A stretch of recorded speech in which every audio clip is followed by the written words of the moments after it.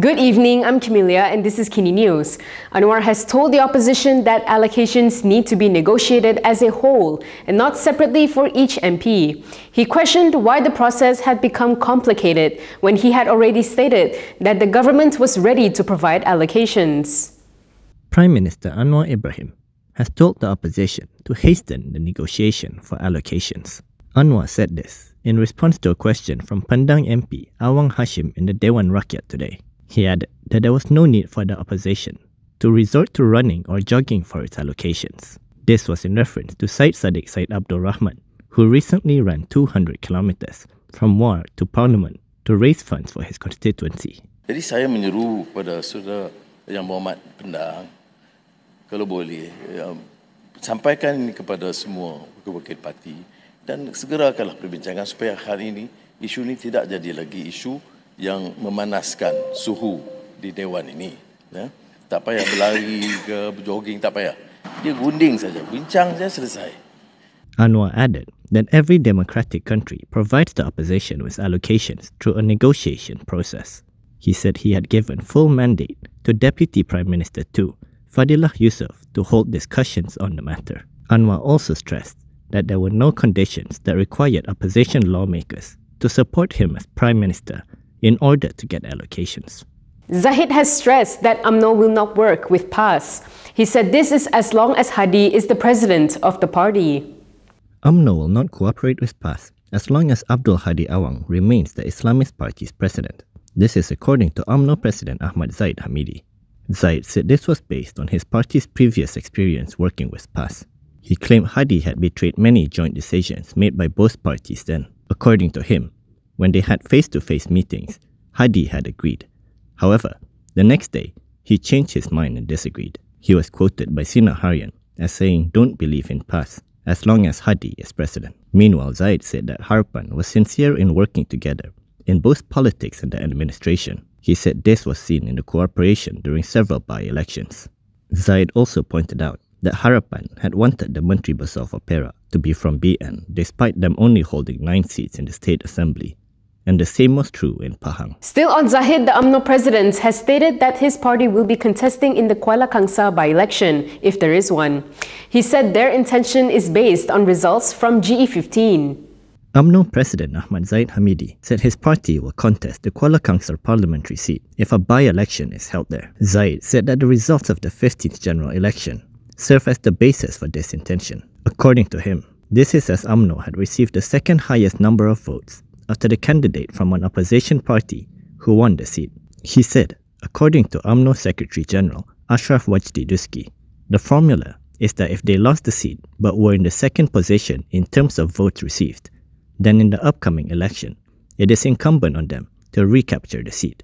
Meanwhile, Zaid, who is also a BN chairperson, said that the allocation of seats between BN and Pakatan Harapan for GE16 will be discussed in detail in its Supreme Council meeting to ensure there is no overlap between the two parties. Besides Qua Council, Bersatu has submitted notices to Dewan Rakyat Speaker Johari Abdul requesting that the Gua Musang, Jeli, Bukit Gantang, Tanjung Karang and Labuan parliamentary seats be vacated following the party revoking the membership of their MPs for switching support to Prime Minister Anwar Ibrahim. Meanwhile, PAS is continuing to push to reclaim the Negeri seat from Bersatu. A PAS leader has called for a candidate from their party to be fielded in the upcoming by-election. PAS is pushing to get the Negeri seat back from Bersatu. This comes ahead of the by-election in the Kelantan State constituency.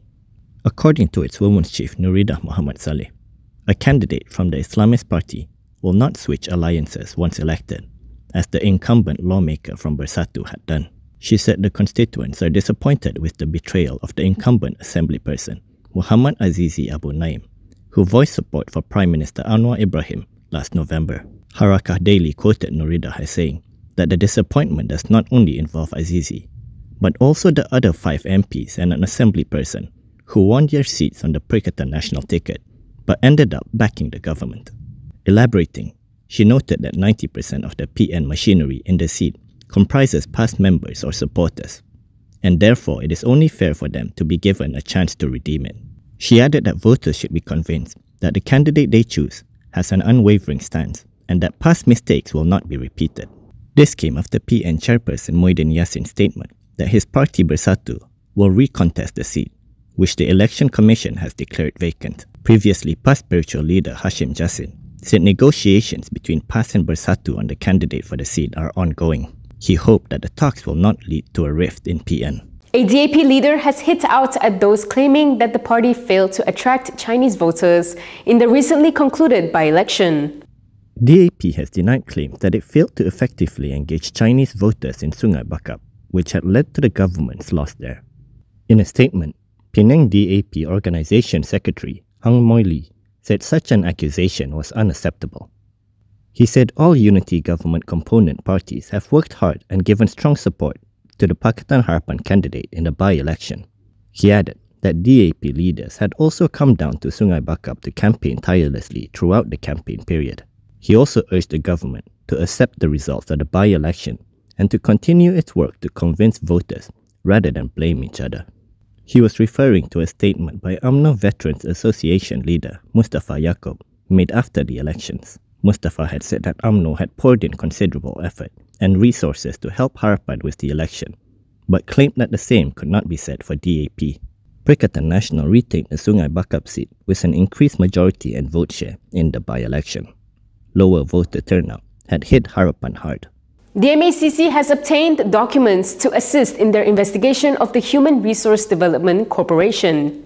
The Malaysian Anti-Corruption Commission was at the Ministry of Human Resources to obtain follow-up documents on issues involving the Human Resource Development Corporation. According to Bernama, a team comprising 4 MACC officers arrived at the building at around 11:20 a.m. today. It is understood that the MACC team wanted to obtain relevant documents at the Regulatory and Enforcement Branch Office on Level 7 of the Ministry's building to assist in the investigation into the HRD Corp case. The MACC officers were seen leaving the building carrying some documents after almost an hour there. On Saturday, the MACC confirmed that it had identified several individuals to be interviewed to assist the investigation regarding the HRD Corp issue, as revealed in the recent Auditor General's report. Previously, Auditor General Wan Suraya Wan Muhammad Razi was reported to have said that the HR Ministry is recommended to refer the management of HRD Corp to the relevant enforcement agency following the government company's failure in the audit. That is all from me today. For more stories, you can go to KiniTv.com. You can also follow us on Instagram, Twitter, YouTube, and Facebook for the latest news updates. If you would like access to news like this and more, subscribe now to Malaysia Kini and support independent media. I'm Camelia. Thanks for watching.